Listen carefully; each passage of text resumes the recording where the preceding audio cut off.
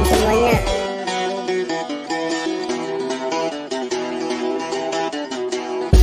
Suatu kali ketika Baginda Raja Harun al-Rasyid sedang duduk di singgasananya, datanglah seorang menteri menghadap Baginda Raja untuk mengadukan perbuatan Abu Nawas.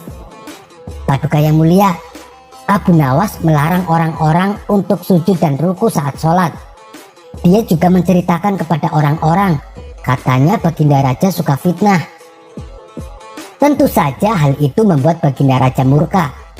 Kurang ajar Abu Nawas. Dia berani menantang perintah Allah, dan dia juga berani memfitnahku, ketus Baginda Raja.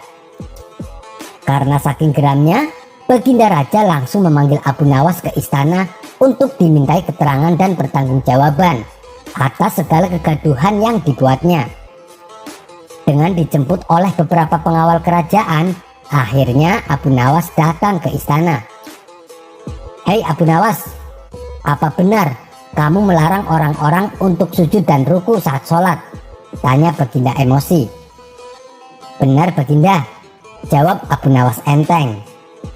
Melihat reaksi Abu Nawas yang tak merasa bersalah, membuat Baginda Raja tambah emosi.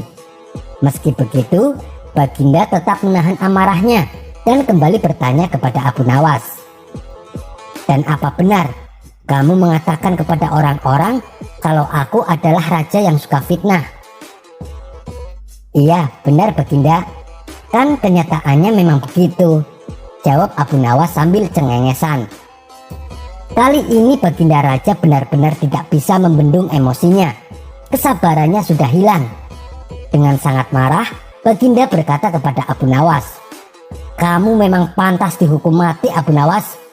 Kamu telah berani melanggar syariat Islam, dan kamu sudah menyebarkan fitnah tentang rajamu ini."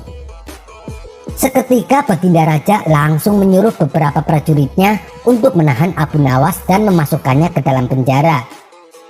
"Tunggu dulu Baginda, jangan tergesa-gesa dalam mengambil keputusan. Izinkan hamba memberikan penjelasan," pinta Abu Nawas. "Aku tidak butuh penjelasanmu. Jelas-jelas kamu sudah bersalah," bentak Baginda Raja. "Bagaimana mungkin Baginda bisa memutuskan saya bersalah? Sedangkan Baginda sendiri tidak mau mendengarkan penjelasanku," ujar Abu Nawas. "Baiklah, cepat jelaskan sekarang," desak Baginda penuh emosi. "Begini Baginda yang mulia, memang hamba akui hamba telah mengatakan itu. Namun sepertinya kedua pernyataan hamba tersebut datang kepada Paduka dalam keadaan yang tidak lengkap. Seolah-olah hamba bersalah dan melanggar syariat Islam. Hamba kali ini merasa difitnah Paduka yang mulia," jelas Abu Nawas. "Apa? Merasa difitnah? Justru kamu yang telah memfitnah saya kepada orang-orang," kata Baginda bertambah geram. Abu Nawas kemudian memberikan penjelasan secara rinci dan jelas. "Ampun Paduka yang mulia, jadi aslinya begini Baginda. Hamba memang melarang orang untuk ruku dan sujud dalam sholat, tapi bukan pada sholat 5 waktu atau sholat lainnya, melainkan sholat jenazah. Karena pada waktu itu hamba memang sedang menjelaskan tentang sholat jenazah," jelas Abu Nawas. Baginda mencoba mencerna apa yang dikatakan oleh Abu Nawas. Meski sebelumnya Baginda sangat geram, namun sekarang dapat membenarkan apa yang menjadi pendapat Abu Nawas tersebut. "Lalu bagaimana tentang pernyataanmu tentangku? Kamu mengatakan kepada orang-orang kalau aku suka fitnah," tanya Baginda Raja.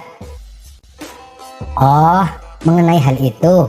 Kebetulan pada saat itu hamba sedang menerangkan tentang ayat Al-Quran, di mana dalam ayat tersebut menjelaskan bahwa anak-anak dan harta adalah fitnah. Bukankah Baginda suka dengan anak-anak dan harta? Kalau begitu, Baginda berarti suka dengan fitnah. Adakah perkataan saya yang salah?" tanya Abu Nawas. Setelah mendengar penjelasan Abu Nawas, Baginda malah merasa malu.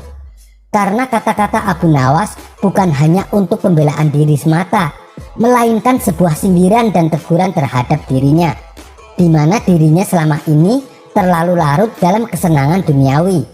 Padahal kenikmatan yang ia dapatkan itu adalah ujian dari Allah Subhanahu wa Ta'ala. Dengan demikian, Baginda Raja akhirnya meminta maaf kepada Abu Nawas karena telah berburuk sangka kepadanya. Dan ternyata penyebab berita yang tidak utuh ini tersebar karena terdapat beberapa orang kerajaan yang tidak suka melihat kedekatan Abu Nawas dengan Baginda Raja.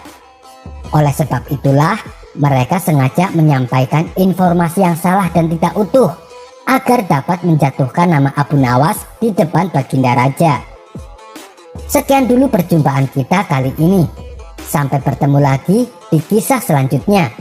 Wassalamualaikum warahmatullahi wabarakatuh.